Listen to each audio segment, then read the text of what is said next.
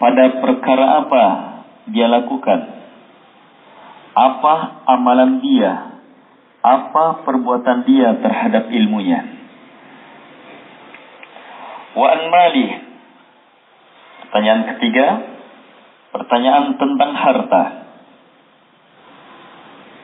Dua pertanyaan untuk harta. Min aina iktasaba, dari mana dia usahakan, dari mana dia dapatkan.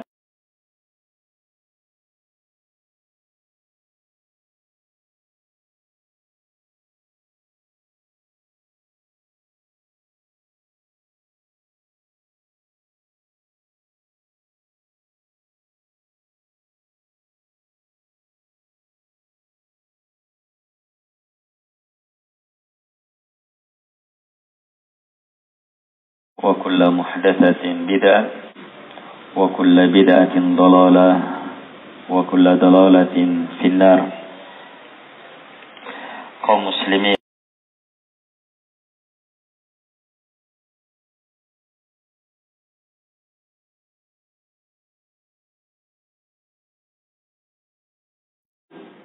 wa an jismi fima ablah, tentang jasadnya, badannya, pada perkara apa dia jadikan badan ini usang. Kalau yang tadi tidak bergeser, kalau ini tidak digeser. Qadama abdin yaumal qiyamah, kedua kaki hamba pada hari kiamat, hatta yus'ala an arba, sampai dia ditanya tentang 4 hal. An umri fima afnah, tentang umurnya, pertanyaan untuknya, fima afnah, pada perkara apa dia habiskan, dia lewatkan umurnya. Wa an syababi fima ablah, dia jadikan habis. Kalau orang sudah kehabisan tenaga, tidak bisa berbuat apa lagi, bilang apa? Ayolah busuk.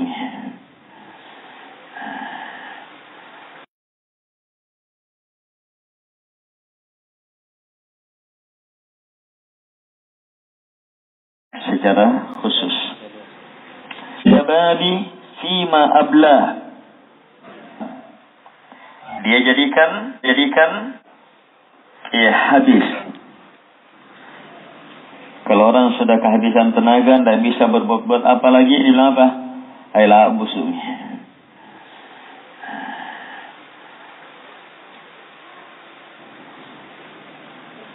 Kepemudaan ini ditanya pada perkara apa dia habiskan.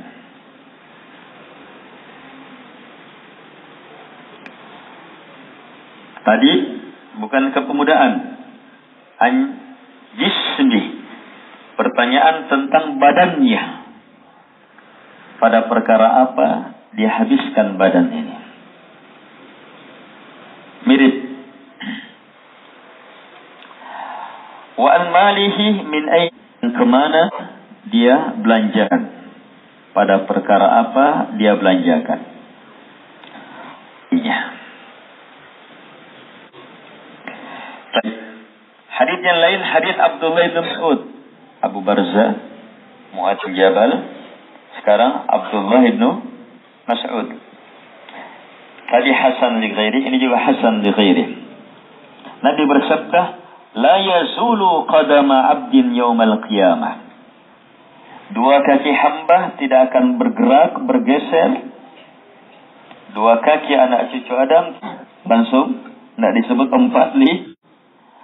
Yang kedua sampai ditanya tentang 4. Sekarang sampai ditanya tentang 5.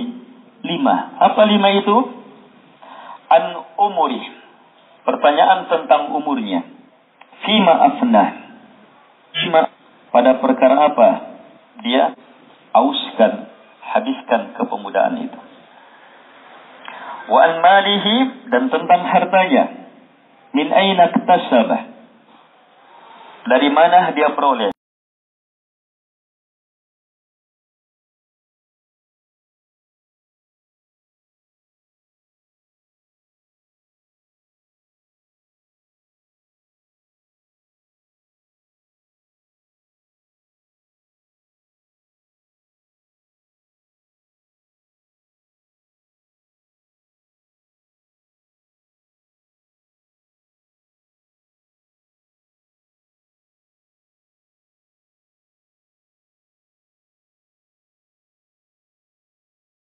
Saat terkuat itu saat apa? Saat kepemudaan. Jadi jelas semuanya. Baik. Mari kita cermat. La tazul, la yazul, la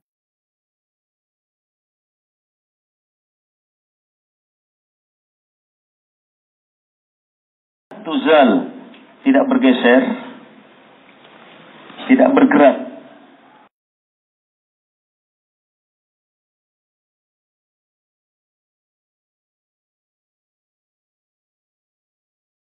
Saat terkuat itu saat apa? Saat kepemudaan. Jadi jelas semuanya. Baik.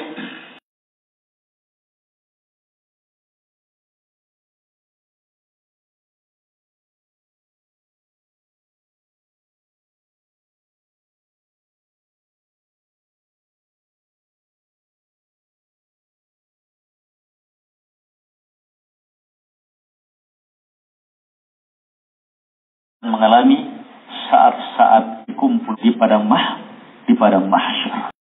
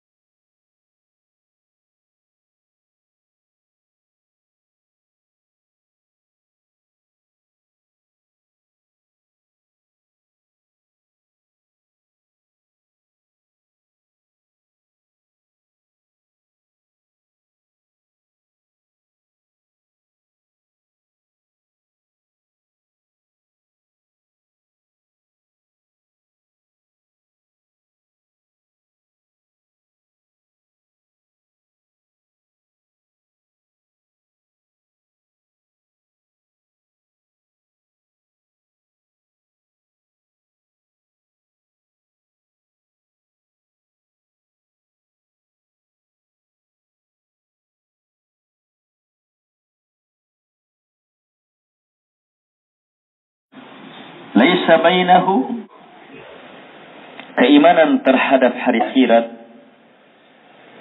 adalah satu dari rukun iman yang 6,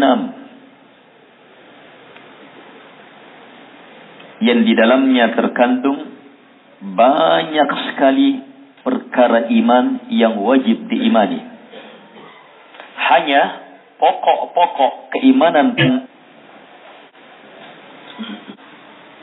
Perhatikan, hari kebangkitan yang dimaksud adalah kebangkitan badan.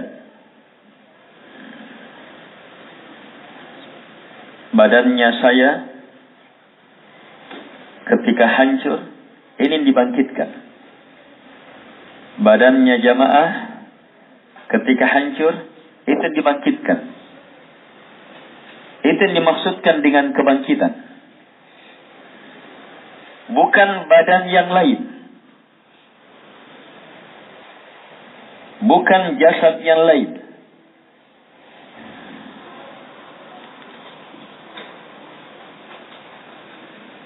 Pak Mukhlis tetap nanti bangkit sebagai Pak Mukhlis.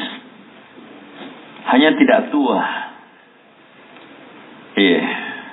Mudanya yang bangkit.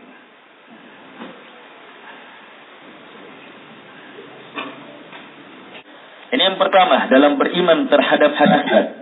Beriman akan apa? Kebangkitan apa? Badan. Jasad kita, badan kita.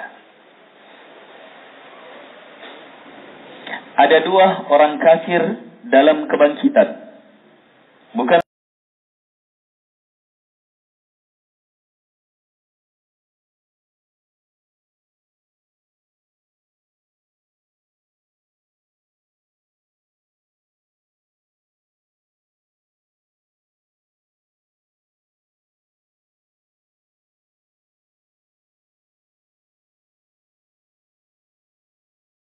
jamaah ketika hancur, itu dibangkitkan. Itu yang dimaksudkan dengan kebangkitan. Bukan badan yang lain. Bukan jasad yang lain.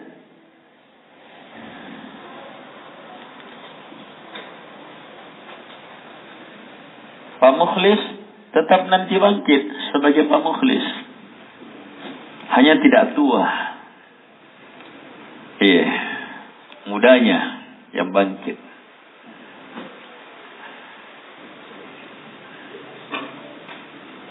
Ini yang pertama dalam beriman terhadap hari akhirat. Beriman akan apa? Kebangkitan apa? Badan. Jasad kita, badan kita. Ada dua orang kafir dalam kebangkitan. Bukan tidak ada. Yang ada hanya kembalinya ruh. Itu pun kekafiran. Za'amal ladina kafaru allai yub'atsu. Orang kafir menyangka, Allah bilang, orang kafir menyangka mereka tidak akan dibangkitkan. Itu orang kafir.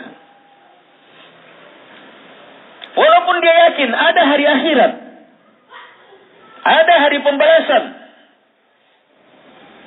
tapi tetap kafir sebab dia tidak meyakini kebangkitan jasad.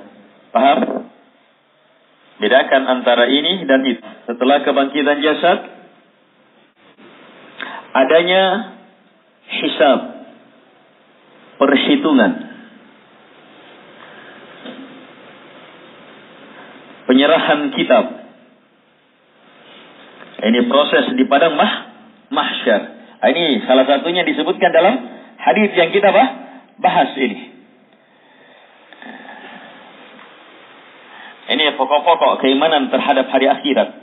Beriman terhadap hari akhirat artinya yakin jasad kita akan dibangkitkan. Yakin kita akan dikumpul di padang mahsyar untuk menerima, untuk dihisab, untuk dihitung, untuk menerima kitab, untuk ditentukan kemana kita, surga atau neraka. Yang ketiga, beriman terhadap hari akhirat artinya yakin akhir perjalanan manusia kalau bukan surga maka neraka. Beriman terhadap hari akhirat yakin ada surga, ada neraka. Ini 3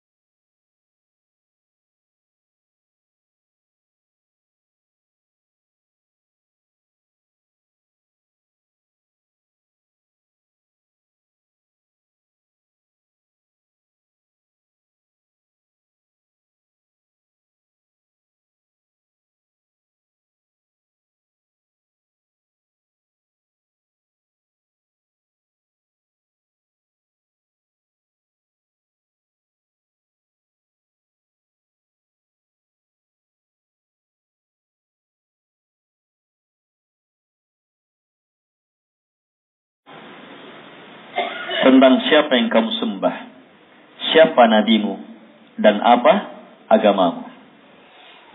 Rusak keimanan hamba terhadap hari akhirat kalau ragu bahwa ada siksaan dan kenikmatan di alam kubur sebelum negeri akhirat.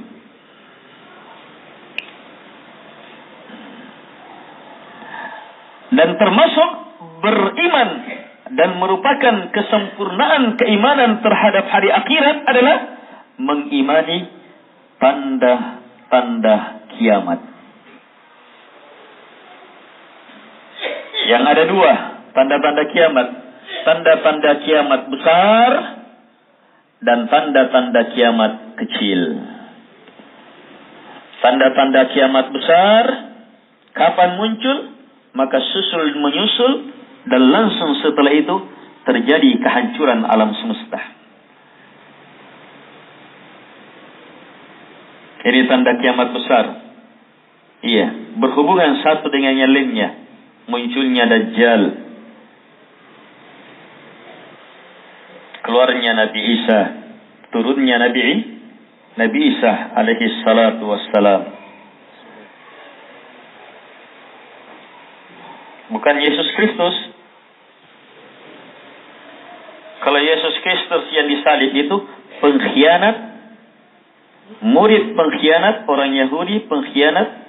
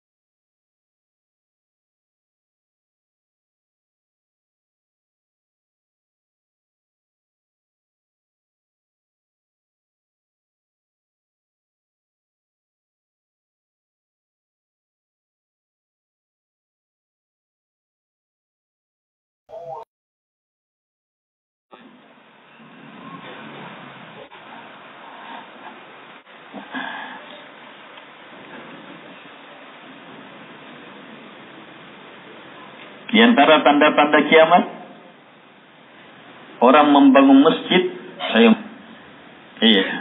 akhirnya mati karena gempa, tertimpa kubahnya.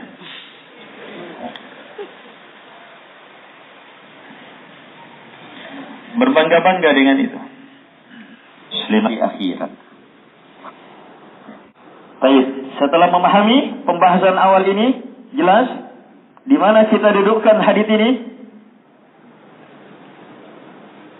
Hadis tidak akan bergerak, tidak akan bergeser, tidak akan bergeser. Bergeser mungkin tidak melangkah, bergeser saya tidak. Diam tetap.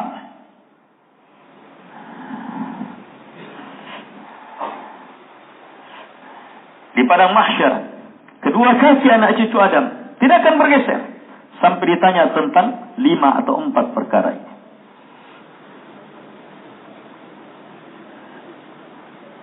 Ini masuk dalam keimanan terhadap hari akhirat. Dalam poin apa? Hisab. Pertanyaan. Dia masuk dalam poin kejadian diri. Ini yang paling ditakut saat hamba ditanya.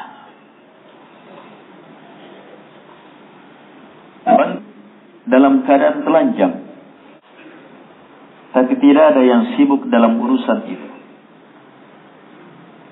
Ketika Nabi memberitakan bahwa manusia dibangkitkan tanpa sehelai benang, tanpa khitan, tanpa alas kaki, maka Aisyah radhiyallahu anha bertanya, "Ya Rasulullah, laki-laki perempuan?" Kata Nabi, kejadian saat itu lebih dahsyat daripada berpikir tentang itu. Ini bisa dipahami sedikit dalam kejadian di dunia. Kalau orang lagi mandi, kemudian meledak kompor gasnya,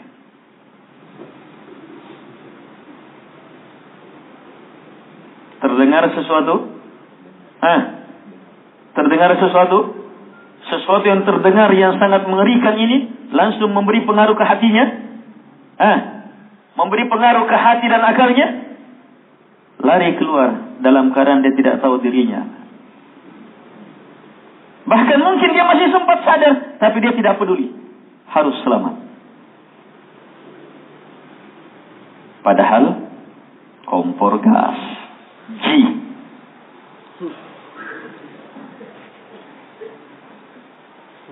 Belum anak Krakatau.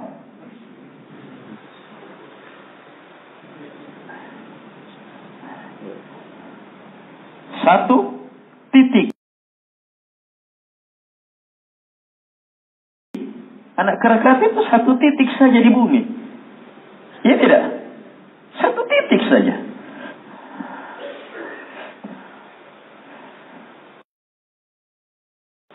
Sementara di bawah lapisan-lapisan udara. Mau lari kemana kita?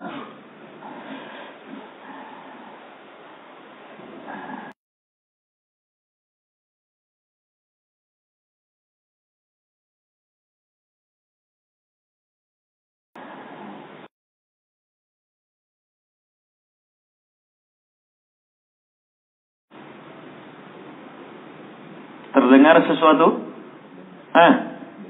Terdengar sesuatu? Sesuatu yang terdengar yang sangat mengerikan ini langsung memberi pengaruh ke hatinya? Memberi pengaruh ke hati dan akalnya? Lari keluar dalam keadaan dia tidak tahu dirinya. Bahkan mungkin dia masih sempat sadar, tapi dia tidak peduli. Harus selamat. Padahal kompor gas.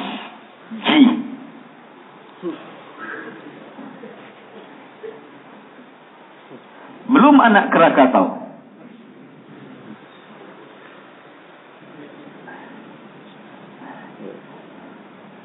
Satu titik. Anak Krakatau itu satu titik saja di bumi. Ya tidak? saja.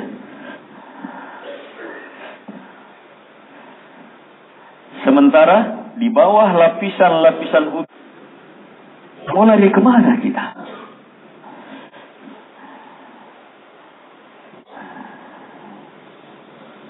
Tidak terpikirkan kecuali bagaimana diri saya, bagaimana selamat. Belum lagi matahari yang didekatkan. Sampai ada yang keringatnya menenggelamkan dia sampai telapak kakinya. Ada yang sampai dadanya. Ada yang tenggelam sudah dengan. Lihat kedahsyatan hari kiamat. Satu kondisi di padang mahsyar yang paling ditakutkan adalah saat kita langsung ditanya oleh Allah Subhanahu wa ta'ala. Hadits ini menjelaskan satu dari rincian pertanyaan. Tapi ada ayat, ada hadits yang menjelaskan banyak pertanyaan. Bukan hanya ini.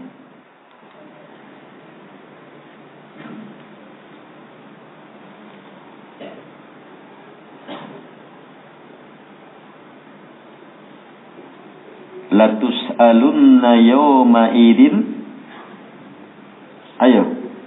Latus'alunna yawma idin anin na'im. Sumpah Allah, pasti kalian akan ditanya hari itu tentang apa? Na'im, kenikmatan melingkup. Yang ditanya di sini di hadis dan yang lainnya. Bahkan Nabi ketika menafsirkan ini atau datang dalam tafsir, kenikmatan yang dimaksudkan adalah air dan kurma. Suatu hari Nabi keluar dalam keadaan kelaparan. Ketemu Abu Bakar, ternyata juga sama, kelaparan. Ketemu Umar, ternyata sama, lapar semuanya.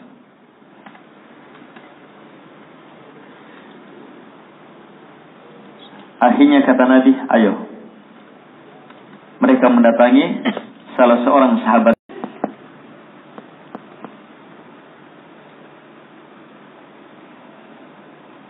Pertanyaan-pertanyaan ini, saat-saat yang paling mengerikannya adalah saat hisab. Saat hamba ditanya antara dia langsung dengan Allah Subhanahu wa ta'ala. Kita mau apa, jemaah? Mau menjawab apa? Dalam Al-Quran disebutkan yang selamat yang dihisab dengan hisab yasir, dihisab dengan hisab ringan, dibiarkan, dimaafkan. Tetapi siapa yang dihisab dan diperketat pertanyaannya, ini akan celaka.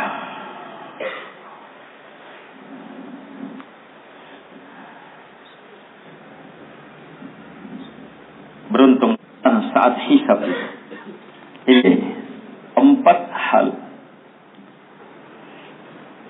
yang dimudahkan, yang memang sudah siap menjawab 4 pertanyaan ini saat umurnya masih ada, jasadnya masih ada, harta masih ada, ilmu dan berilmu masih bisa.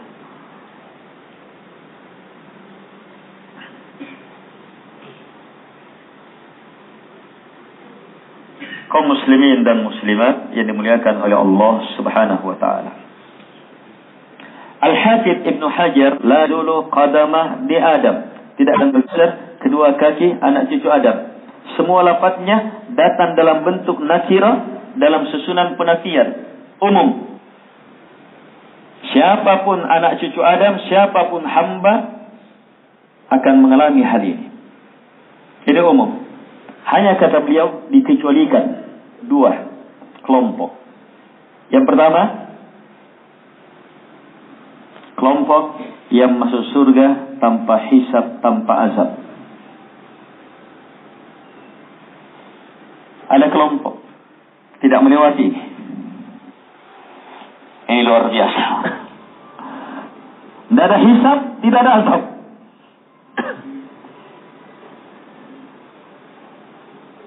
Kelompok kedua, buang-buang waktu dihitung-hitung.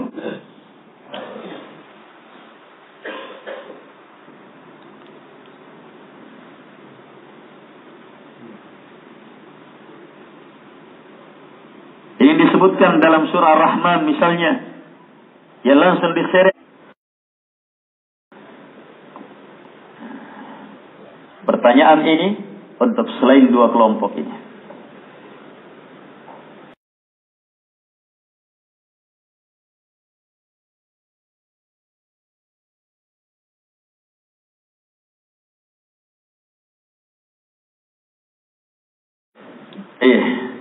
Pilih satu dari saya. Dan pasti pilihannya yang masuk surga tanpa hisab dan tanpa azab. Sifatnya 4. Masuk surga tanpa hisab, tanpa azab, sifatnya 4. 1. Humul ladina la yastarqun wa la yaktawun wa la yatatayyarun wa ala rabbihim yatawakkalun. Mereka adalah orang-orang yang tidak minta untuk diruqyah. Meruqyah boleh,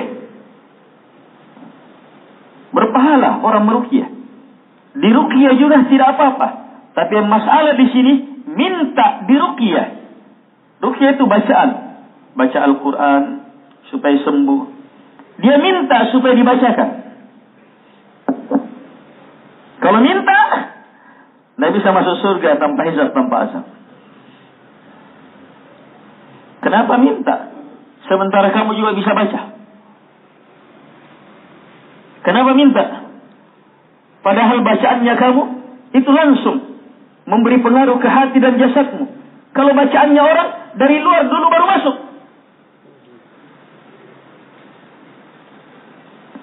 Kenapa minta? Padahal kamu juga bisa.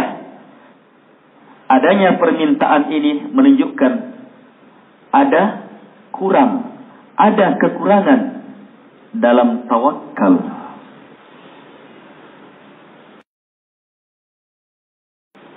Sebab dia masih mengharap orang lain. Padahal harusnya dia sendiri yang baca. Tidak dikait.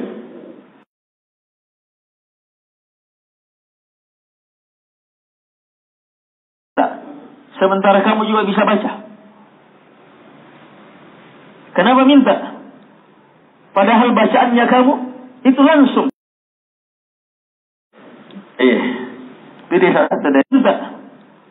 Padahal bacaannya kamu itu langsung memberi pengaruh ke hati dan jasadmu.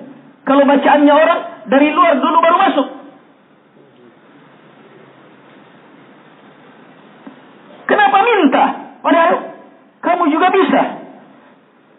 Adanya permintaan ini menunjukkan ada kurang, ada kekurangan dalam tawakal.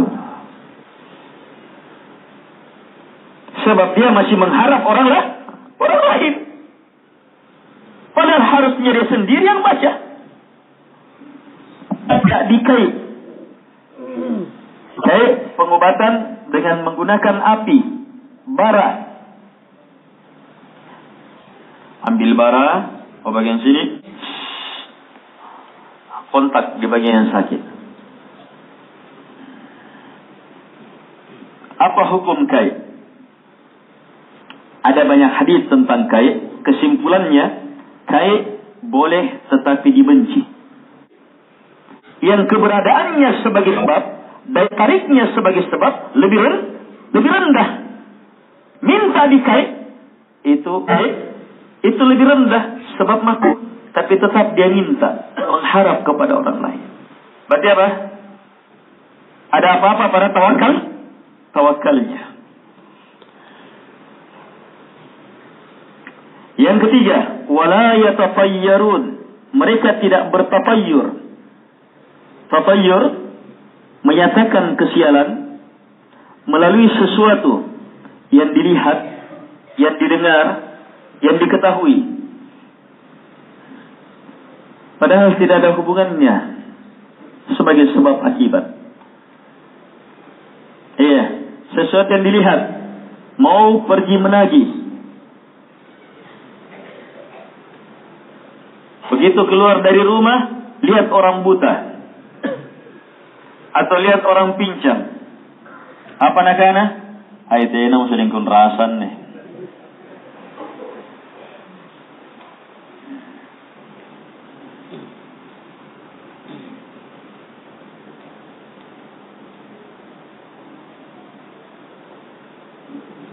Ini dari sesuatu yang dilihat.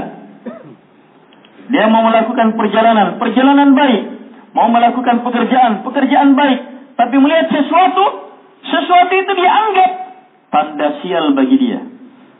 Akhirnya tidak jadi kebaikan itu. Ini tafayyur.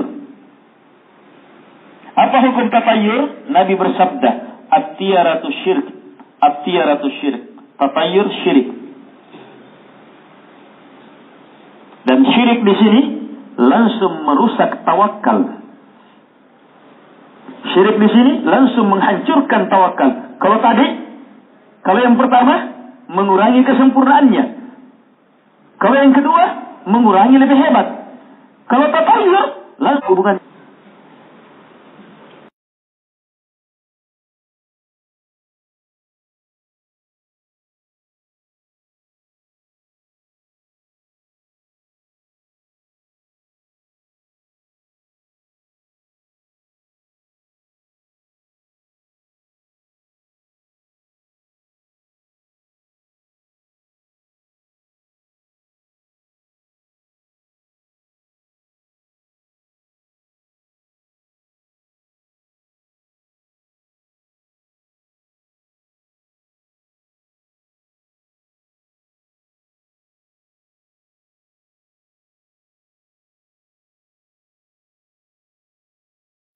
Jangan membangun di bulan ini, bahaya. Tafayyur. Jangan di hari ini, bahaya. Tafayyur. Tapi nomor 13 ini membuat dia celaka. Celaka betul? Iya, kehilangan kesempatan. Tafayyur tidak ada hubungannya sebagai sebab akibat. Tapi dianggap, oh ini bisa ini. Kapan hati tergantung ke situ, maka itu syirik. Syiriknya langsung apa? Merusak kekuatan tawakal. Jadi ini sifat pertama, kedua, dan ketiga, itu semuanya sama, merusak tawakal. Dan kerusakan tawakalnya berjenis-jenis. Ada yang sebagai sebab dianjurkan, ada yang sebagai sebab tidak dianjurkan, ada yang bukan sebab. Sehingga wallahu alam, pencontohan tiga ini bukan membatasi, tetapi untuk memahamkan. Melingkup semuanya, semua sebab. Tapi kapan kita bergantung kepadanya, masuk. Iya. Datang berobat, sakit, berobat. Sebab Nabi bersabda, tadawu ibadallah. Berobatlah kalian, wahai hamba-hamba Allah. Disuruh berobat. Berarti kalau orang berobat datang ke dokter ahlinya, itu melaksanakan petunjuk Nabi? Iya.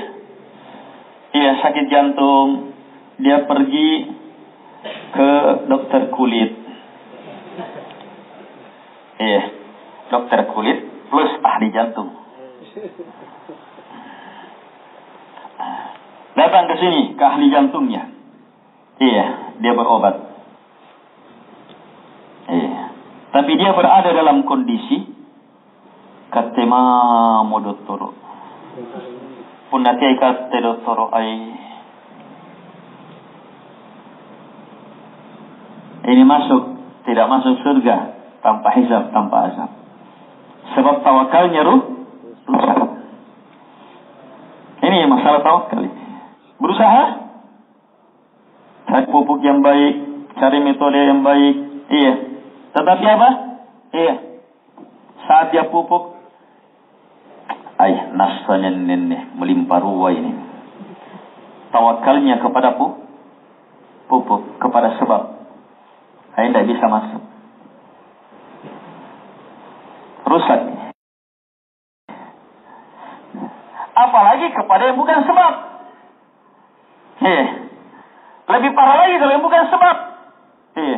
Supaya kasakin dan nulis. Diambil tali BH.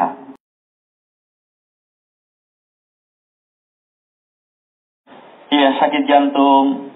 Dia pergi ke dokter kulit. Dokter kulit plus ahli jantung.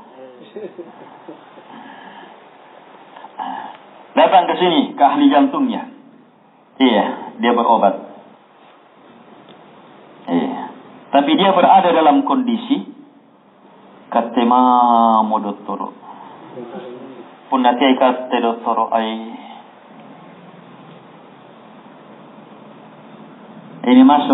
tidak masuk surga tanpa hisab, tanpa azab. Sebab tawakalnya rusak. Ini masalah tawakal.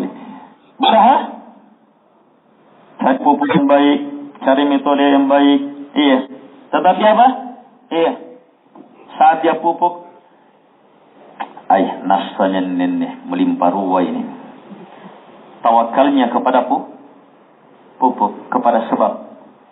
Tidak bisa masuk. Rusak. Apalagi kepada yang bukan sebab. Lebih parah lagi kalau yang bukan sebab. Supaya kasakin dan nulis. Diambil tali BH.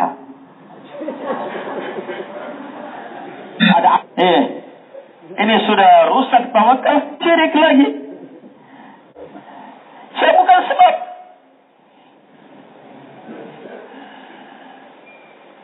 Bisa ya?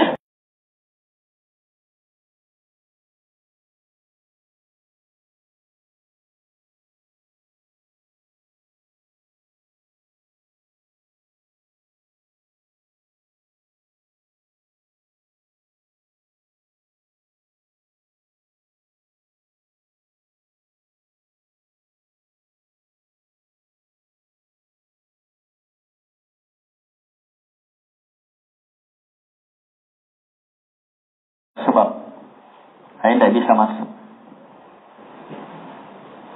Rusak. Apalagi kepada yang bukan sebab. Lebih parah lagi kalau yang bukan sebab. Supaya kasakin dan nulis. Diambil tali BH.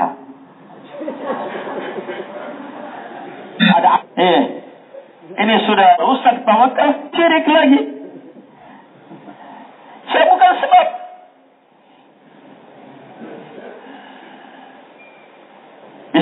Kepada seluruhnya kepada Allah. Dia tidak pernah dirinya. Ini yang sempurna tawakalnya masuk surga tanpa hisab. Dari pertanyaan ini. Sekarang ini hisab. Sementara mereka tidak ada hisab. Jadi mau selamat dari pertanyaan ini. Berusaha menjadi 70.000 umat Muhammad yang masuk surga tanpa hisab, tanpa azab. Dengan cara apa? Terus bertawakal. Latih tawakal. Hanya kepada Allah, tidak kepada selainnya.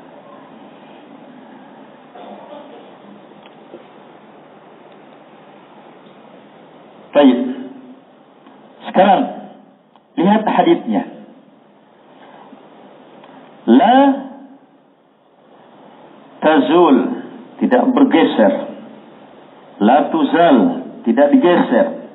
Kedua kaki hamba, kedua kaki anak cucu Adam pada hari kiamat, sampai dia ditanya tentang 5 atau tentang 4. Ini hisab, sesuatu yang sangat ditakuti.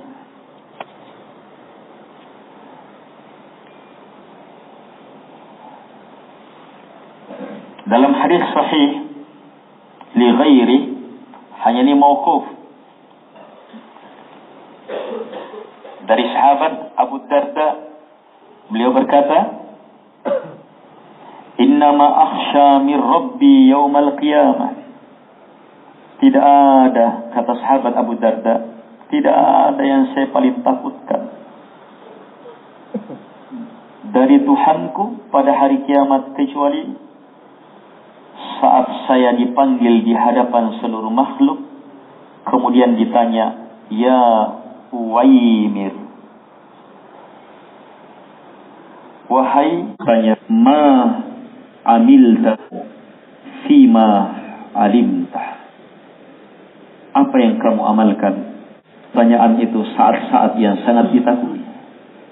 Semakin kuat takutnya seseorang terhadap hal itu, semakin luar biasa kekuatan imannya.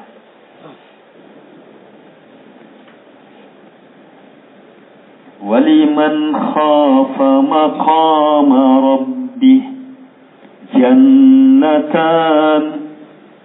Coba lihat dalam surah Ar-Rahman, Allah memaparkan rahmat dari rahmatnya. Puncak rahmat di mana? Ketika Allah mengurai surga demi surganya. Dua surga yang pertama, kemudian di bawah dua surga itu ada lagi dua surga. Dua surga yang pertama itu dua surga yang terhebat. Untuk siapa? Untuk siapa? Dua surga yang terhebat itu. Waliman khafa maqama rabbih. Terhadap mereka yang takut maqama rabbih. Apa makna maqama rabbih? Terhadap mereka yang takut akan saat berdiri di hadapan Tuhannya pada hari kiamat.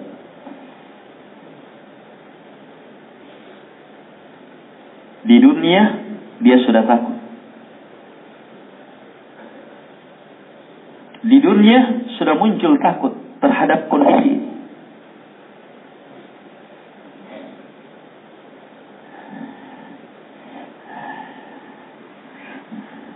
Kalau takut yang seperti ini digunakan solat, dia akan menjadi solat yang terhebat. Kalau takut yang seperti ini digunakan untuk bersedekah, dia akan menjadi sedekah yang terhebat. Kalau takut yang seperti ini digunakan untuk beramal, menjadi amalan yang sangat luar biasa. Takut akan bagaimana nantinya dia di hadapan Allah. Padahal dia makan hadis ini, ilmunya harta kamu cari bagaimana? Di mana kamu dapat?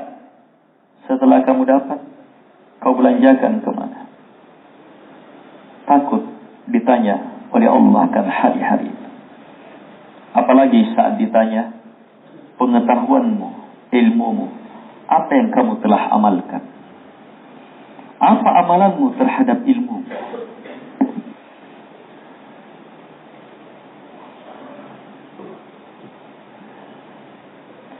Kaum muslimin dan muslimat yang dimuliakan oleh Allah Subhanahu wa ta'ala.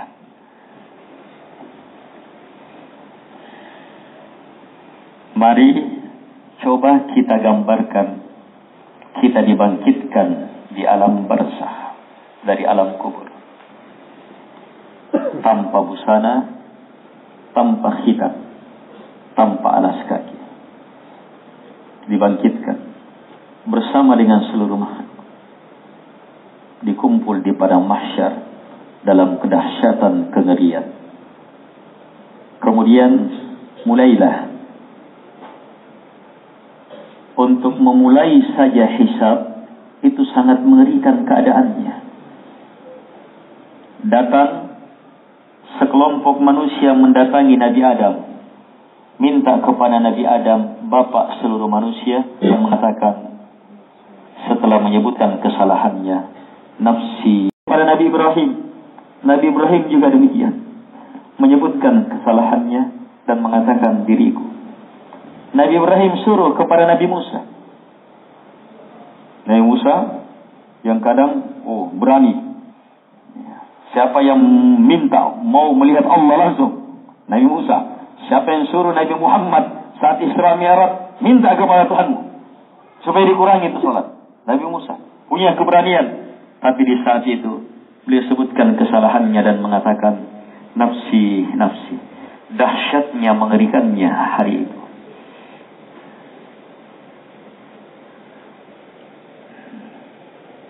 Beliau arahkan kepada kalimatullah, Nabi Allah yang tercipta karena firman Allah, kun, jadi maka jadilah, tanpa bapak, Nabi Isa alaihi salatu wassalam.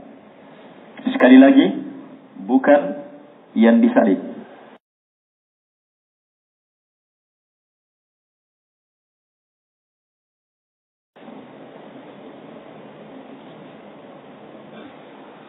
Tapi orang-orang tertipu dari kalangan Nasara ini tidak sampai di situ kebodohannya. Yang disalib yang seperti ini, mereka jadikan sebagai anak Tuhan lagi. Bahkan sebagai Tuhan. Kebodohan dalam kebodohan dalam kebodohan. Pantaskah kita berhari raya bersama mereka? Hah?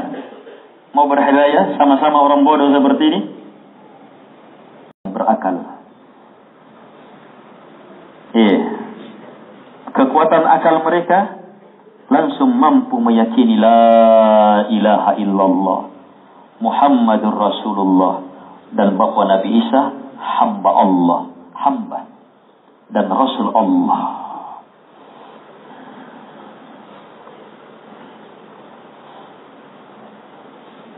Akhirnya Nabi Isa, sesampainya kepada Nabi Isa pun berudzur, nafsi, nafsi.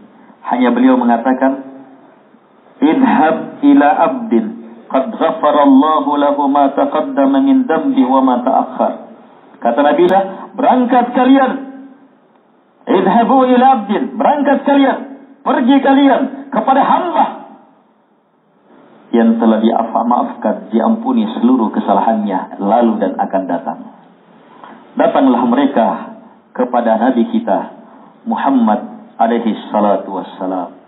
Sesampainya di sana, beliau berkata, ana laha, sayalah pemilik ini. Saya memang hanya beliau diizinkan. Nanti di akhirat baru beliau sapuai penuh orang-orang. Doa spesial, pujian spesial, ilmu terdahsyat hanya diberi kepada Nabi Muhammad untuk dibaca saat sujud itu. Tidak ditahu berapa lama.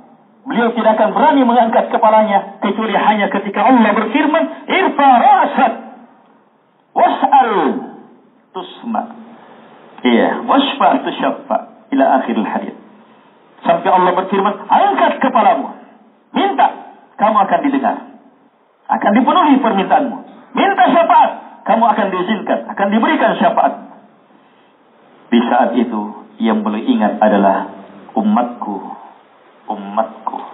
Kita yang diingat oleh beliau alaihi salatu wassalam. Dan memang beliau sudah persiapkan, likulli nabiyyin da'watun mustajabah. Setiap nabi punya doa mustajabah. Kapan dipakai doa itu pasti diterima. Dan kata Nabi, setiap nabi sudah gunakan doanya di dunia kecuali saya. Ihtaba'tu li ummati syafa'atan lahum yaumal qiyamah. Saya simpan untuk umatku sebagai syafaat bagi mereka pada hari kiamat. Kita yang dia ingat.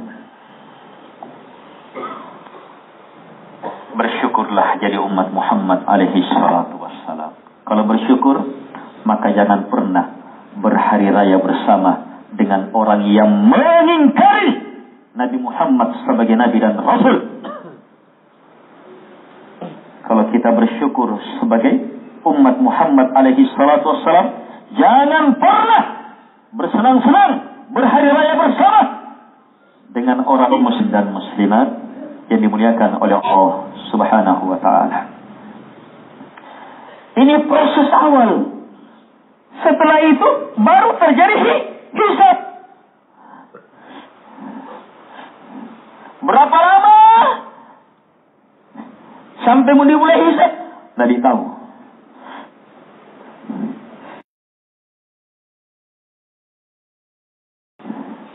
Yang jelas hisab bagi mereka pada hari kiamat. Kita yang dia ingat. Dia ingat.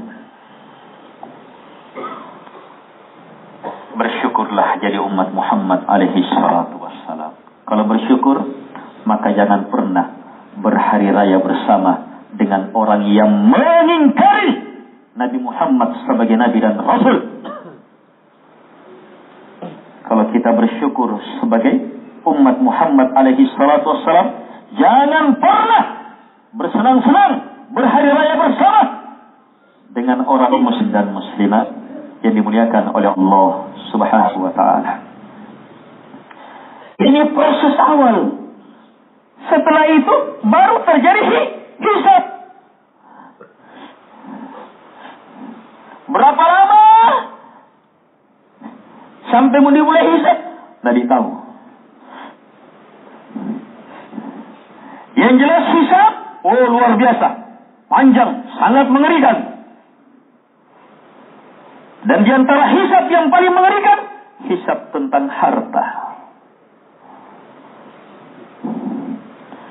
Sebab harta dua pertanyaan. Waktu kamai. Dari mana? Yang kedua, kau belanjakan untuk apa? Sampai-sampai disebutkan dalam hadis, orang-orang miskin masuk surga duluan, mendahului orang kaya dengan jarak 500 tahun. 500 tahun lama? 500 tahun? Ini orang kaya 500 tahun kemudian. Orang miskin sudah duluan merasakan nikmatnya bidadari, minuman, kelezatan, kemewahan, kemuliaan. Orang kaya 500 tahun kemudian. Tapi bukan artinya orang miskin harus yang tertinggi kedudukannya, belum tentu. Hanya ini prosesnya. Sebab orang kaya diproses, lama hisabnya. Wah, ini bahaya. Ada juga langsung di hadapan seluruh makhluk. Wallahu a'lam, bagaimana keadaan kita nantinya. Yang jelas, yang kita bisa lakukan adalah bersiap mulai sekarang. Bersiap. Satu, awal persiapan adalah takutlah akan saat-saat itu. Orang yang memiliki rasa takut akan saat-saat itu, bagaimana nantinya dia, itu yang mulai bersiap. Masuk. An umri fima afnah. Kalau sudah ada rasa takut, mulai ditanya umurnya.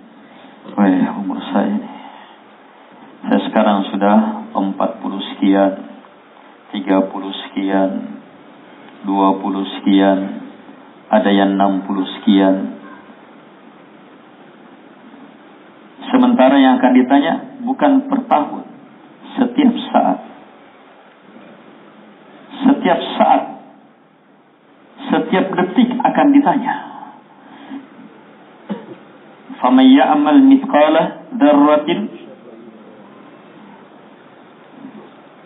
Apa yang akan dilihat di hari akhirat?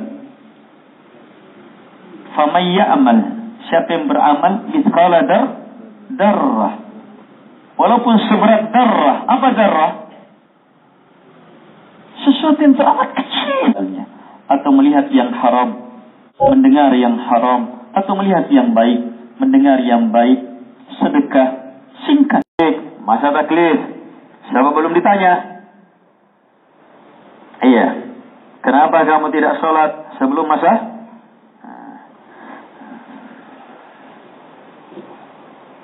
Walaupun pahalanya sudah bisa mendapatkan pahala, walaupun sebelum balik. Anggap 10 tahun, 20 tahun, 10 tahun kemana? Coba lihat pertanyaan itu. Kita akan jawab apa? Kita akan jawab apa? Umur kita harus dipertanggungjawabkan. Hari-hari yang kita lewati harus dipertanggungjawabkan. bersama musuh saya. Ngapa nih?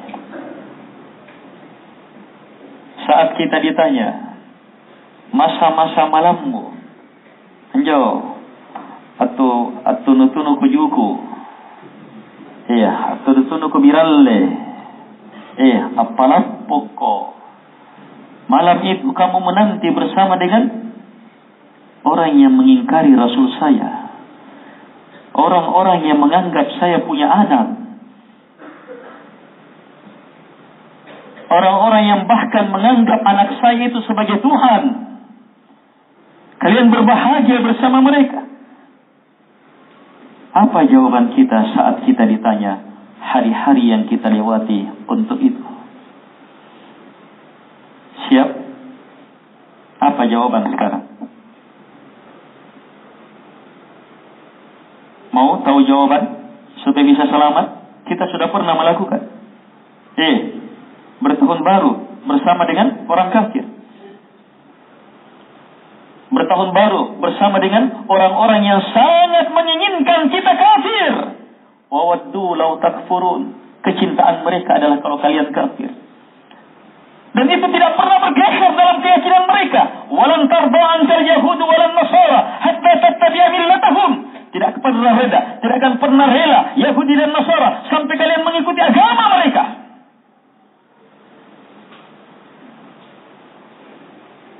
Mereka sangat menginginkan kita kafir. Kelompok yang iyafqafukum, kalau punya kekuasaan, gunakan kekuasaan. Seperti wakil gubernur kita, gunakan kekuasaannya. Tidak boleh ada kembang api. Tidak boleh ada kacau-kacau. Tidak boleh ada ribut-ribut. Tidak boleh ada kegiatan-kegiatan malam tahun baru. Pengumuman resmi.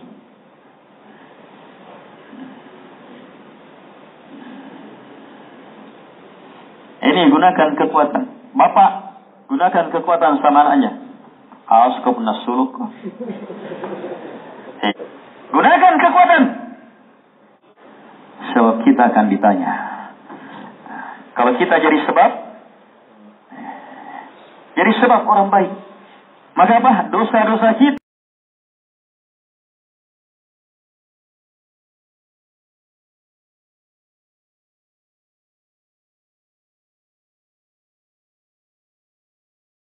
tidak boleh ada kegiatan-kegiatan malam tahun baru. Pengumuman resmi.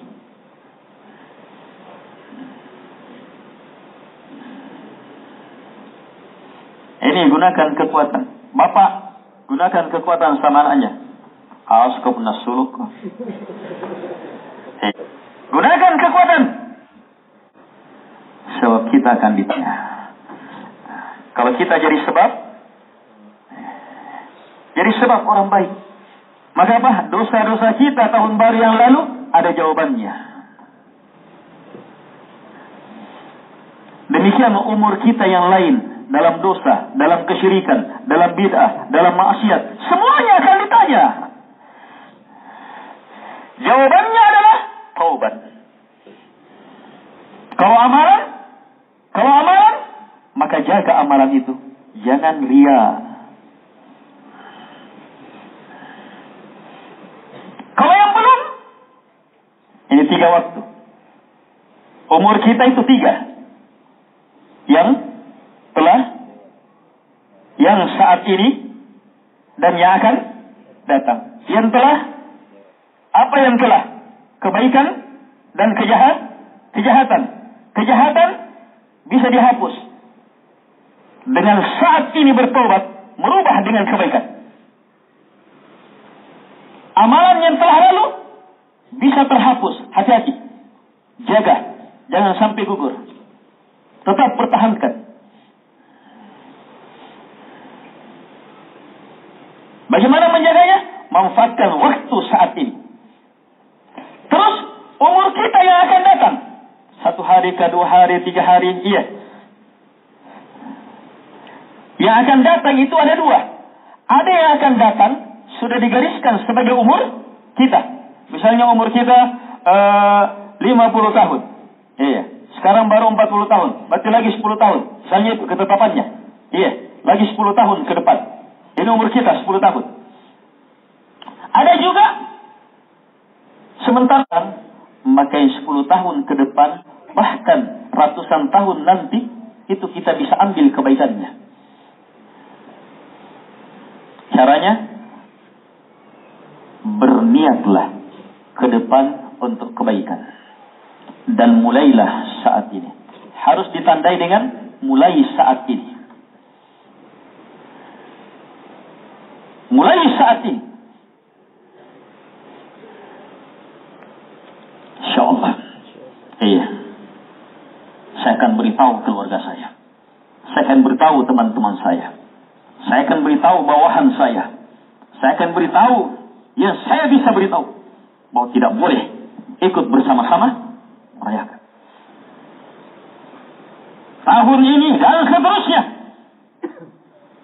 Agar supaya tidak lagi kegiatan yang bisa mendatangkan bencana ini. Itu niatnya.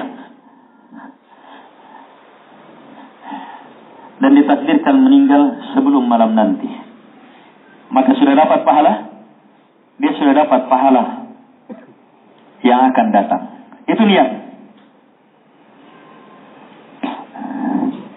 Saat ini dia berniat, saya akan membangun masjid, saya akan membangun pondok, saya akan haji, saya akan umrah, saya akan melakukan kebaikan, saya akan.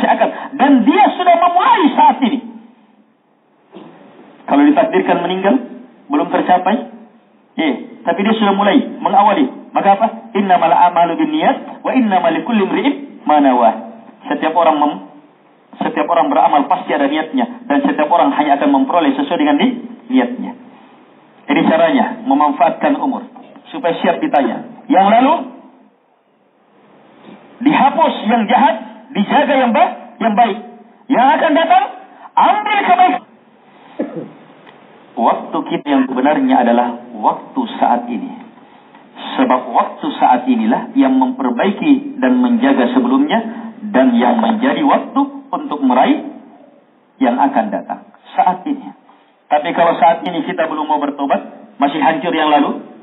Kalau saat ini kita belum berniat untuk melakukan kebaikan, kita tetap belum bisa mendapatkan yang akan datang.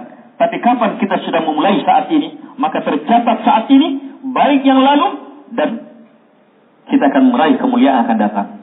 Demikian untuk menghadapi pertanyaan tentang umur. Hanya di antara masa umur kita ada masa yang ditanya khusus an syababik, tentang kepemudaanmu. Kenapa? Sebab dari seluruh masa ini, masa kepemudaan, mata terang-terangnya, telinga hebat-hebatnya, hati, tekad, niat kuat-kuatnya, badan semangat, pokoknya semuanya. Kalau masa pemuda ini dimintai pertanyaan khusus. Seperti saat ini masa-masa, walaupun dia tolong pemuda, to lorok ni, to lorok ni, do-donya. Sebab kalau datang pengajian tak do ni, pernah karena game ki ambil lagi. Bucin lagi boleh.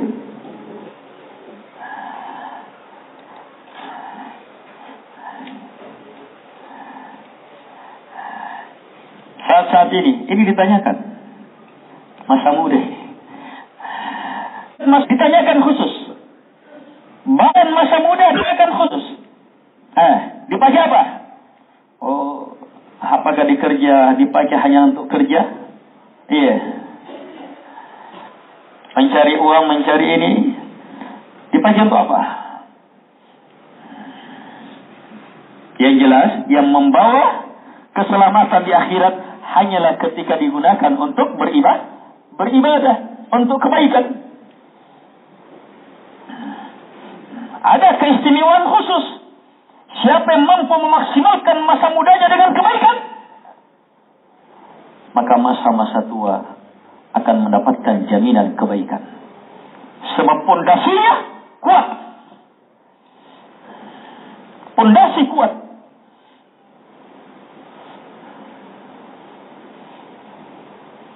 Apalagi kalau masa muda itu sudah membuat target. Iya, bagaimanapun tuanya saya tetap akan lakukan ini, akan lakukan ini. Luar biasa kebaikan yang akan dia peroleh. Walaupun dia tidak mengalami masa tua, dia meninggal saat mudanya, maka dia akan mendapatkan pahala masa tua yang secara dengannya. Kekuatan niat dan kedahsyatan niat justru ada di mana? Saat-saatmu muda. Kalau muda itu niatnya, iya, saya insya Allah bisa bangun masjid sekian. Kalau pun atau tua, saya remo.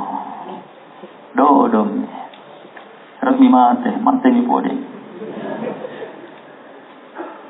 Tapi kalau mau muda, 10, 100. Masa anda bisa 1000? Lihat. Bisa. Insya Allah. Dia mulai. Lihat apa yang antum inginkan.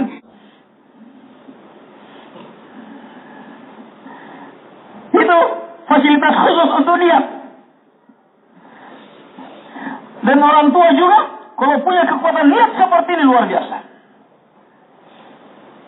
Hati-hati, masa muda. Ditanya khusus. Berbahagialah orang yang masa mudanya hatinya terikat dengan masjid. Berbahagialah orang yang masa mudanya memiliki kekuatan penghambaan kepada Allah Subhanahu wa taala. Berbahagialah orang yang masa mudanya giat menuntut ilmu, belajar yang merupakan sumber kebaikan dunia alam barzah akhirat. Berbahagialah orang yang masa mudanya betul-betul menanamkan kekuatan-kekuatan dalam hidupnya.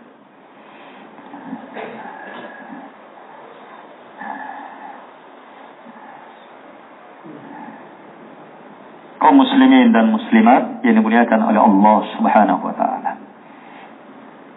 Jadi gimana kalau di akhirat ditanya tentang masa muda, apa jawaban kita? Sama dengan jawaban umur secara umum. Masa muda misalnya anggap dari umur berapa ya? 20. Ya, anggap misalnya remaja dimasukkan umur 11 tahun sampai 40, 45. Ini masa-masa ini kuat. Iya, atau mau diperkecil dari 25 sampai 40 misalnya. Iya. Anggaplah ada berapa? Ada 20-an tahun masa muda. Iya, kita sudah lewati 5 tahun. 5 tahun ini banyak dosa ini. Ini bisa gugur semua dosa ini. Lenyap dengan siapa Umar di masanya? Tokoh pemuda, oh luar biasa. Yang paling diandalkan oleh orang kafir Quraisy dan paling ditakuti oleh kaum muslimin. Tapi masa-masa kelam Umar ini berubah saat memilih Islam dan dia memanfaatkan sisa waktu kepemudaannya dengan apa? Dengan apa? Dengan pembelaan terhadap Islam yang tak tertandingi. Berubah semuanya. Tidak ada yang pernah ingat lagi masa-masa salahnya Umar. Setiap disebut Umar, kebahagiaan, kebanggaan, kemuliaan. Setiap disebut Umar, itu coba lihat, Allah sudah nampakkan terhapus semua yang jelek di dunia. Langsung dinampakkan. Setiap disebut Umar, tidak pernah disebut. Tapi begitu disebut Abu Jahal, tidak pernah diingat-ingat itu kebaikannya Abu Jahal.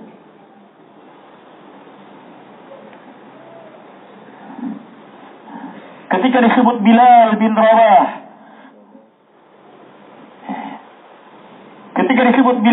Rabah, apa yang langsung terfikirkan?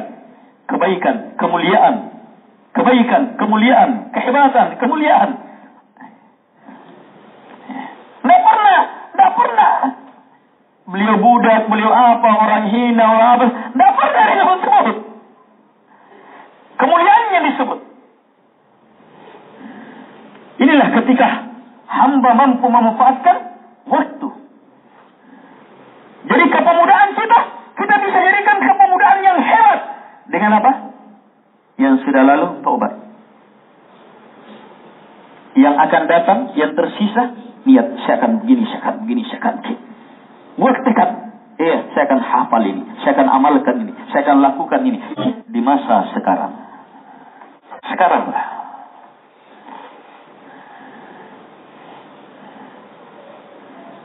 Apa nantinya saat kita ditanya tentang masa muda kita di hadapan Allah? Yang ternyata masa muda itu masa-masa menanti tahun baru.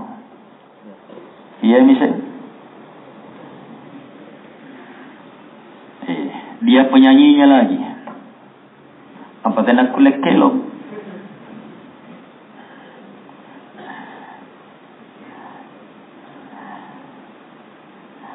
Semangat-semangatnya, tahun baru ini. Ini masa-masa itu.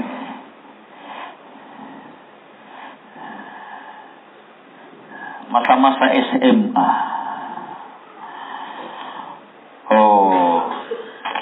Bagaimana SMA itu?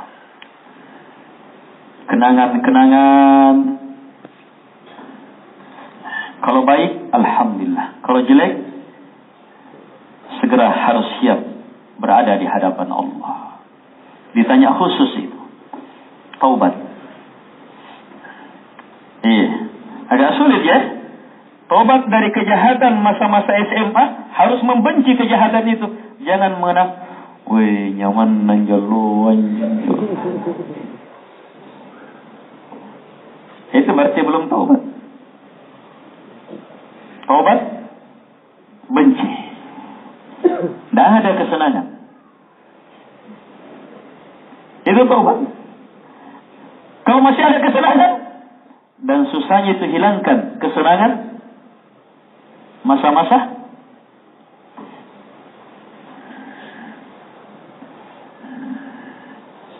mau menghilangkan kenikmatan beragama, kalahkan semua kenikmatan.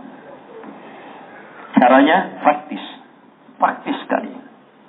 Ucapkan la ilaha illallah sejujurnya. Tidak ada yang berhak untuk disembah. Tidak ada yang paling dicintai, paling dibesarkan, paling diharapkan kecuali hanya Allah. Yang dengannya kita salat. Saya pun salat, kita pun salat karena Allah yang paling saya cintai, paling besarkan, paling saya harapkan, paling saya takuti. Selainnya tidak. Sehingga setiap salat semakin cinta kepada Allah. Itu akan terasa nikmat. Yang ini melahirkan apa? Melahirkan cinta karena Allah. Karena dia sholat, dia beribadah semata karena cintanya kepada Allah. Dia yang paling dicintai. Melahirkan apa? Cinta kepada yang Allah cintai. Terutama Nabi Muhammad. Sebab dialah manusia yang paling Allah cintai. Kemudian dicintai orang lain. Cinta karena Allah. Tidak mungkin karena yang lainnya. Kapan mampu seperti itu? Maka cukup dia munculkan lagi satu. Maka di sana dia akan merasakan manisnya iman. Manis yang mampu menggugurkan seluruh manis maksiat. Apa yang satu lagi? Kecintaannya kepada Allah, melahirkan cinta karena Allah, melahirkan mencintai siapapun juga karena Allah, melahirkan apa? Melahirkan benci karena Allah. Benci terhadap kekafiran, sebagaimana bencinya dia. Benci terhadap kekafiran, sebagaimana bencinya dia, dimasukkan ke dalam api. Siapa yang mampu seperti itu, dia akan merasakan manisnya iman. Siapa yang mampu meninggalkan malam tahun baru, tidak berpesta, tidak merayakannya karena Allah. Allah melarangnya, Nabi melarangnya.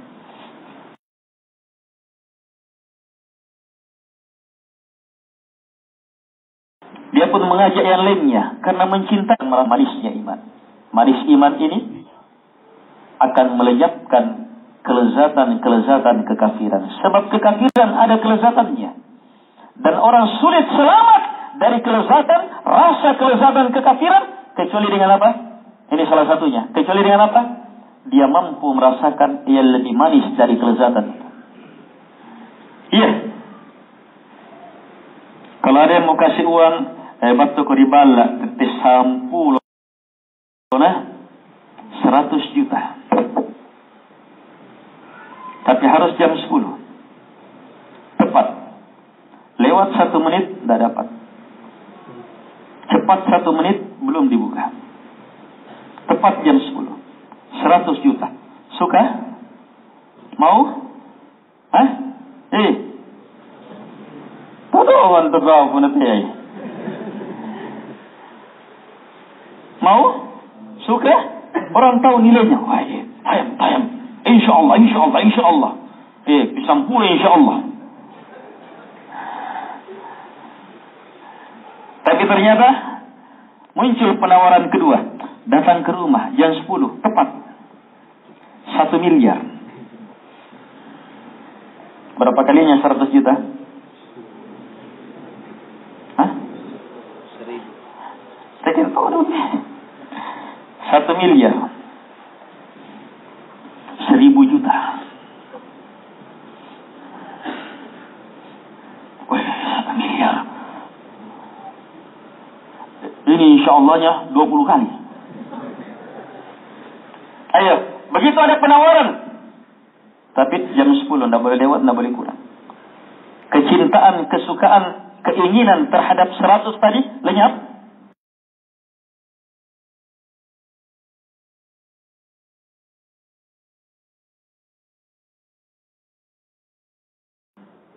Lenyap.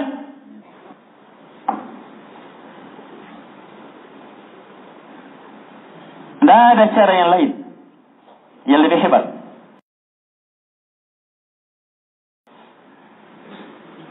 Mau selamat dari seluruh dosa. Semua dosa punya kelezatan. Mau selamat darinya, miliki kelezatan yang lebih. Gugur itu, hilang itu.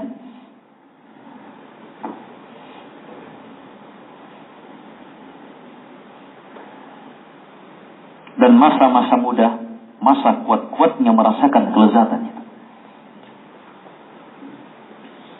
Yang ketiga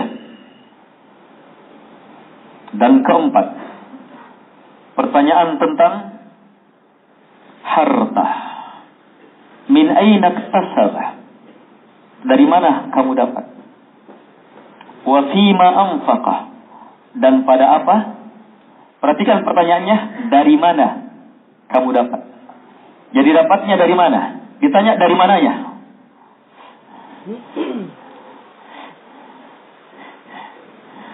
Yang ditanya dari mananya? Kemudian apa? Setelah dia dapat, yang ditanya kemana jalurnya? Jadi tidak pernah ditanyakan yang ini saat dimiliki, bukan itu ditanyakan. Sementara justru itu yang dibanggakan orang. Orang banggakan saat, padahal yang mau ditanya dari mana ini? Yang ini nih, dari mana? Kemudian yang sementara cara berpikirnya orang saat ini. Iya. Kini kira. Kira. Bukan itu mau ditanya. Tidak ada artinya itu. Berapapun yang kamu bercoba. Saat memiliki. Lihatlah bagaimana harta membuat buta seseorang. Kebanggaan, keselamatan saat berhasil. Dari mananya?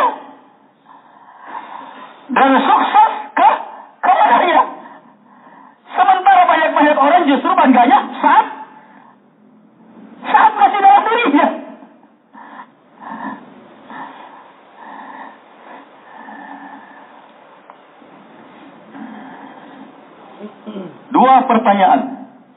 Dua pertanyaan ini untuk orang kaya mengharuskan apa? Mengharuskan dia harus menanti 500 tahun sebelum masuk surga. Didahului sama orang miskin. Berarti dirinci nih. Pertanyaannya harus siap. Sebab sekecil apapun amalan pasti akan diminta pertanggungjawaban. Sekecil harta akan diminta pertanggungjawaban.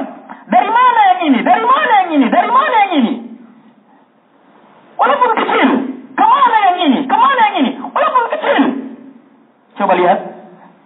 Ittaqin nar walau bisyikki tamrah. Takutlah kalian terhadap api neraka. Lindungi diri kalian dari api neraka walaupun dengan sepotong kurma. Sepotong kurma? Ayo, banyak atau tidak itu sepotong kurma?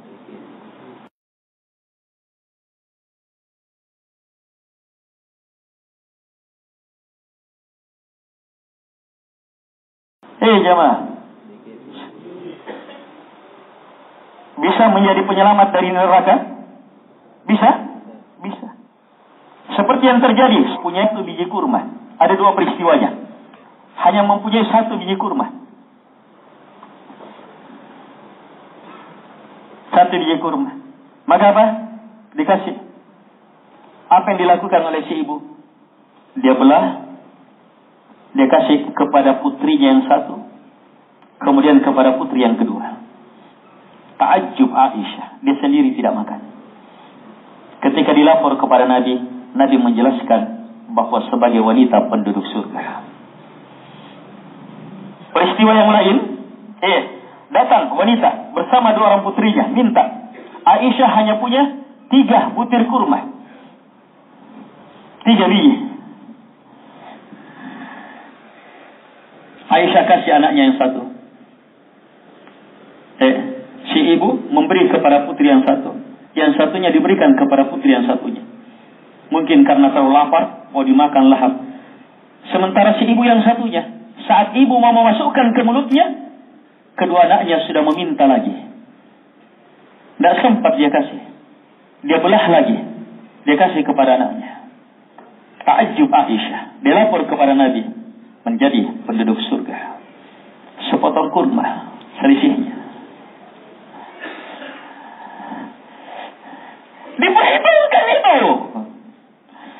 Ini hadis, salah satu hadis yang menunjukkan dahsyatnya sedekah dan bahwa amalan sedekah bukan hanya miliknya orang kaya. Ya? Benar? Sepotong kurma, semiskin-miskinnya orang bisa juga sedekah? Sepotong kurma? Bisa? Semiskin-miskinnya orang bisa sedekah 5.000? Iya. Limbi. Sisa.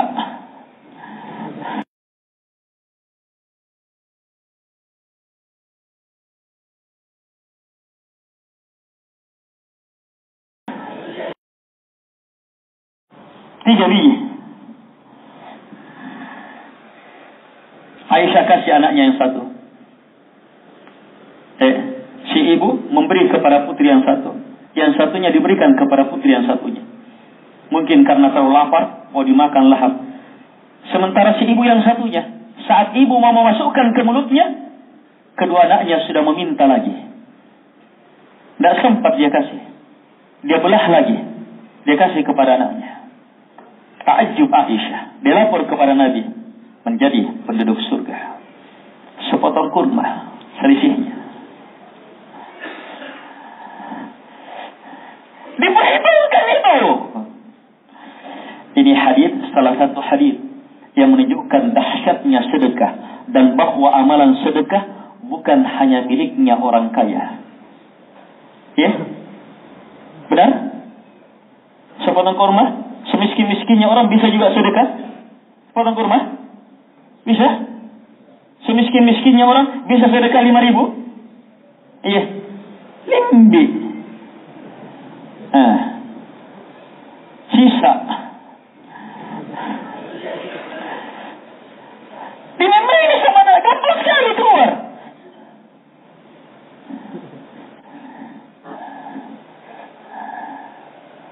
Berusahalah. Ambil harta.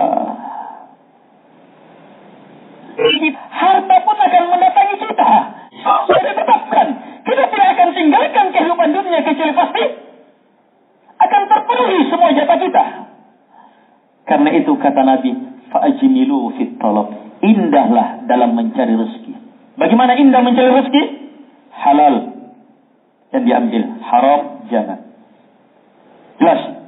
Kapan mau indah? Caranya cari rezeki bukan hartanya, tapi cari keutamaannya. Saya akan bercocok tangan, saya akan menjadi ini, saya akan membangun, saya akan yang buat proyek, saya akan ini. Saya harus cari uang sebanyak-banyaknya. Tapi bukan uangnya yang dicari, bukan uangnya yang diinginkan, bukan uangnya yang semangatnya kumpul. Kalau uangnya, maka alhaakumut takatsur. Tapi apa yang dia cari? Keutamaan di balik uang. Dengan sepotong bisa masuk surga? Dengan uang bisa apa? Bisa dilipat gandakan umurnya. Ayo, satu kali solat di Masjidil Haram. Berapa kali solat di sini? 100.000 kali, sekitar 270 tahun. 74 tahun. 274 tahun. Satu kali orang solat subuh di sana, di sini 274 tahun solat subuh. Hebatnya itu.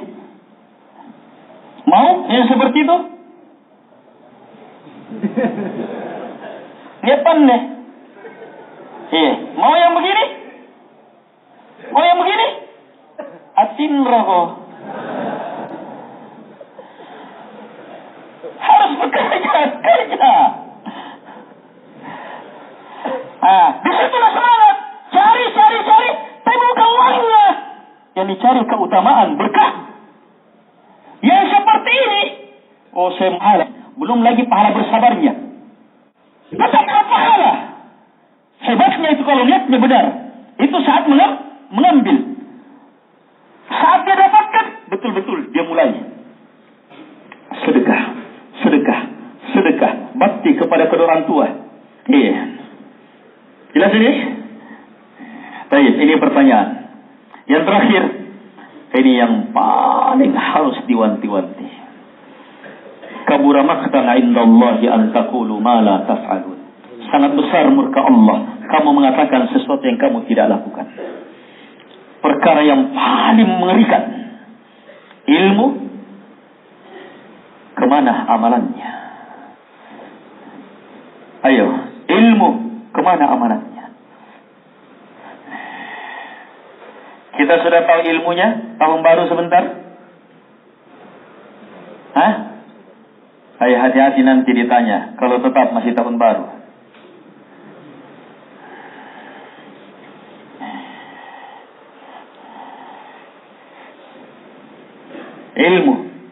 Ilmu terbesar yang harus dimintai pertanggungjawaban adalah tentang la ilaha illallah wa anna muhammadar rasulullah. Ini ilmu terdahsyat, harus kita pertanggungjawabkan. Dengan beribadah hanya kepada Allah dan menyelamatkan diri dari beragam bentuk kesyirikan. Wa asyhadu anna muhammadar rasulullah. Dengan betul-betul mencintai Nabi, mengikuti Nabi Muhammad alaihi salatu wasallam dan tidak mau mengambil aturan selainnya.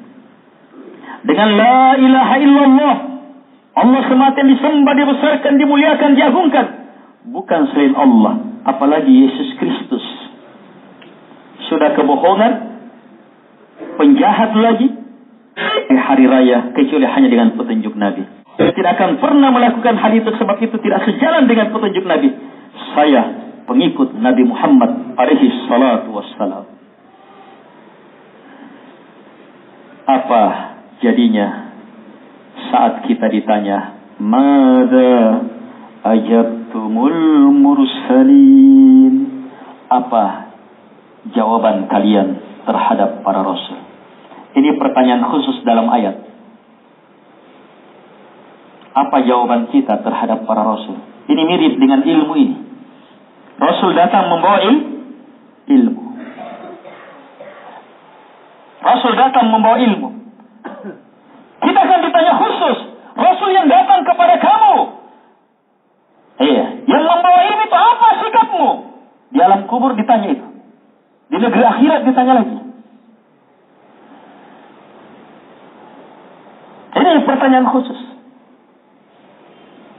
Dan dalam Al-Quran, dalam ayat yang menjelaskan tidak ada seorang pun ahli kitab kecuali pasti akan beriman, itu salah satu penafsirannya. Tidak ada seorang pun ahli kitab kecuali pasti akan diperhadapkan sebelum meninggalnya Nabi Muhammad dan mereka akui Nabi Muhammad. Tetapi saat itu tidak ada lagi artinya pengakuan. Sama dengan Fir'aun, sudah digulung dengan ombak baru mengatakan la ilaha illallah, terlambat sudah.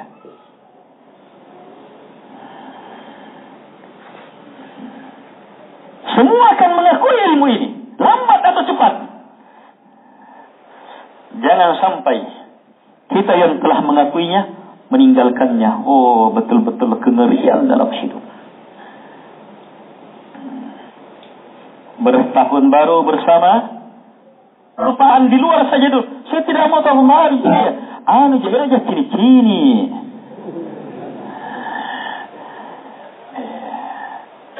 Akhirnya datang cini-cini. Akhirnya jangan apa mau napalapot tasere mo.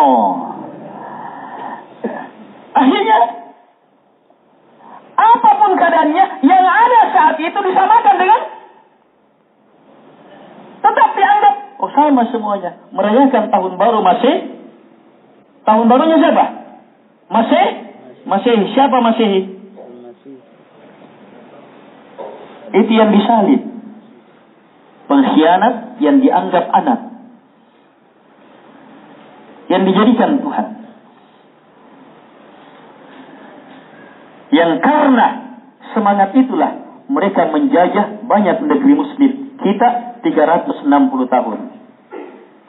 Ada di Makassar jalan korban berapa itu? 40.000. Naik panggau kanganjo. Oh jamaah, naik panggau kanganjo.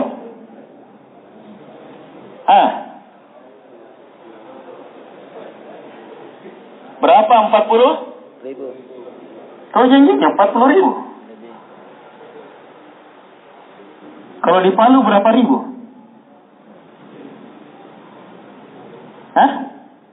Berapa ribu di Palu? Mengerikannya, itu 40.000 dalam satu peperangan untuk Makassar. Belum lagi wilayah lain, belum lagi banyak peperangan, banyaknya korbannya dalam rangka tegaknya salib. Penjahat yang dianggap anak, kedustaan dalam kedustaan. Kemudian kita mau bersama-sama dan di hadapan Allah. Mada yatumul mursalin. Apa jawaban kalian terhadap ilmu yang dibawa oleh Rasul ini? Apa yang kalian amalkan?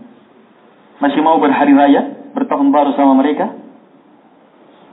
Akan ditanya khusus ilmu ini.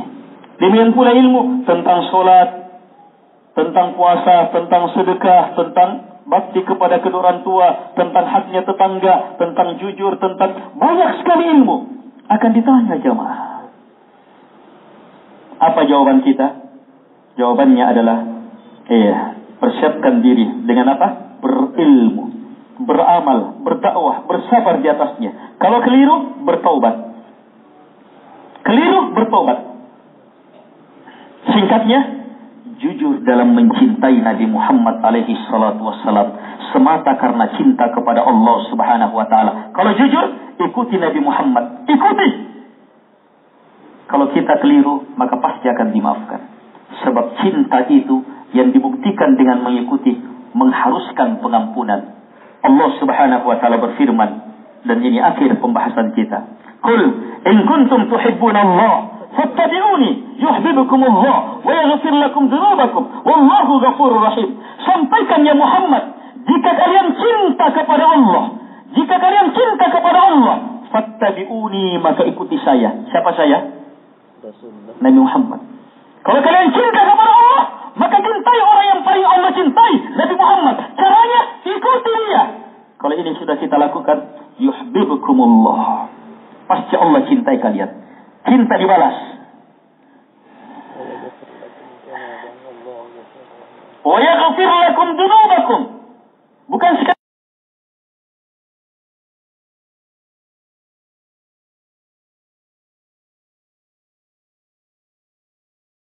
dan dicintai dan bisa dia bersabar di atasnya. Kalau keliru, bertaubat.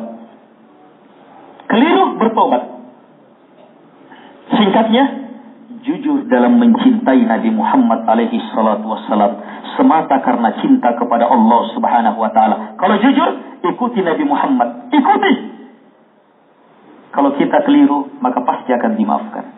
Sebab cinta itu yang dibuktikan dengan mengikuti, mengharuskan pengampunan. Allah subhanahu wa ta'ala berfirman, dan ini akhir pembahasan kita. Qul in kuntum tuhibbuna Allah fattabi'uni yuhibbukumullah wa yaghfir lakum dzunubakum wallahu ghafurur rahim. Sampaikan ya Muhammad, jika kalian cinta kepada Allah, jika kalian cinta kepada Allah, fattabi'uni, maka ikuti saya. Siapa saya? Nabi Muhammad. Kalau kalian cinta kepada Allah, maka cintai orang yang paling Allah cintai, Nabi Muhammad. Caranya ikuti dia. Kalau ini sudah kita lakukan, yuhibbukumullah, pasti Allah cintai kalian. Cinta dibalas. Wa yaghfir lakum dzunubakum. Bukan sekadar dicintai, dan bisa dia lupa, bisa dia terjatuh, bisa dia keliru, tidak bisa selamat dari dosa. Tapi ingat, pasti dapat ampunan. Selama terjaga cinta ini, pengikutan ini, jujur mau mengikuti, pasti tergampuni. Sebab Allah pastikan, wa yaghfir lakum dzunubakum, pasti Allah ampuni dosa-dosa kalian. Kepastian ini Allah tegaskan dengan mengakhiri ayat ini dengan menyebutkan dua namanya, wallahu ghafurur rahim, dan sungguh Allah Maha memberi ampunan. Kalau begitu pasti diampuni. Lagi rahim, Maha merahmati. Kalau begitu pasti dirahmati. Di antaranya dicintai oleh Allah Subhanahu wa taala. Semoga hari-hari kita menjadi hari-hari persiapan untuk menjawab pertanyaan yang akan kita alami ini. Semoga hari-hari selanjutnya adalah hari-hari bertaubat kembali kepada Allah Subhanahu wa taala. Semoga Allah Subhanahu wa taala menyelamatkan kita dari bencana, dari fitnah yang ditimpakan oleh orang kafir, di antaranya kegiatan-kegiatan seperti malam tahun baru dan semisalnya. Dan semoga Allah Subhanahu wa taala menyelamatkan negeri kita, kota kita, negeri kita dari bencana akibat dosa-dosa yang dilakukan oleh umat manusia. Semoga Allah Subhanahu wa taala menjadikan kita seluruhnya ke dalam golongan hamba-hambanya yang mampu mendengarkan kalimat-kalimat baik dan mengikutinya dengan sebaik-baik pengikutan. Allahumma ja'alna mimman yastami'una al-qawla fayattabi'una ahsanah.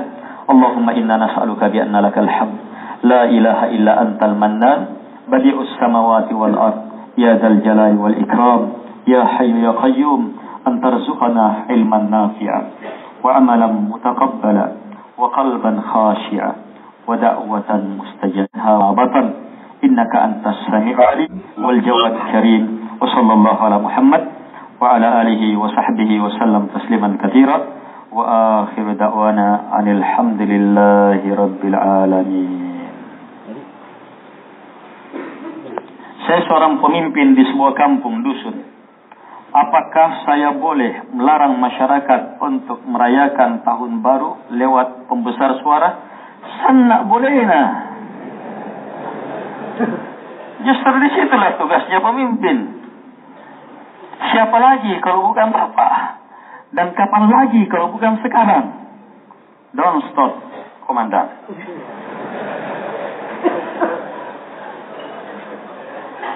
Tidak boleh berhenti kalau yang seperti itu. Tapi tetap dasarnya adalah kita sayang sama masyarakat kita. Kalau anda mau disoroti, baca saja itu surat edarannya Wagub. Resmi itu, baca saja itu. Pengumuman. Iya, setiap salat umumkan. Baca saja surat edaran itu. Iya, punera kekutanan yang Pak Wagub. Apakah boleh seorang lelaki meminang seorang wanita tanpa didampingi oleh orang tuanya? Lelaki karena umur sang lelaki tanpa orang tuanya lelaki. Karena kalau lelaki tidak harus ada orang tuanya. Yang penting orang tuanya si wanita, walinya. Hanya baiknya hadir juga orang tuanya, guna akrabnya, hubungan kekeluargaan. Bagaimana hukum jelas.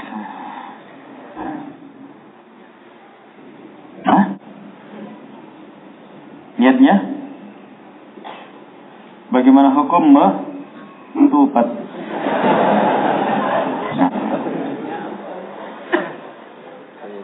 Apakah halal? Allah Allah Subhanahu wa taala berfirman, "Wala ta'awanu 'alal itsmi wal 'udwan." Jangan membantu dalam dosa dan permusuhan. Jangan terima. Tapi kalau sudah ada di rumah kita tidak tahu, Ustaz. Iya. Kalau sudah ada di rumah, alhamdulillah. Sebab asalnya Bu, rasa yang seperti itu halal. Tetapi walaupun alhamdulillah, tetap upayakan jangan dinikmati. Bagikan. Sebab kapan kita nikmati, lihat. Bahayanya dua.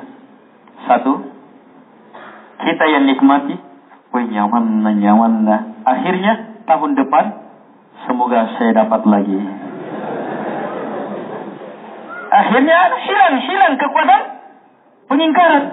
Sementara keharamannya itu, kapan sudah ada pengakuan di dalam hati sudah haram. Apalagi kalau diucapkan sudah selamat. Apalagi kalau dilakukan. Hilang itu. Yang kedua fitnahnya sama orang yang kasih. Orang yang kasih bilang, "Ayo, nakam reto donji." Akhirnya kita yang biasa melarang, tidak mampu larangannya. Nakam reto donji ustaz kah? Oh, berarti ya ustaz sudah dukung ini. Itu cara berpikirnya. Jadi jangan diambil dalam rangka menyelamatkan diri dan orang. Bukan karena burasanya haram. Tetap halal yang seperti itu. Hanya ini apa?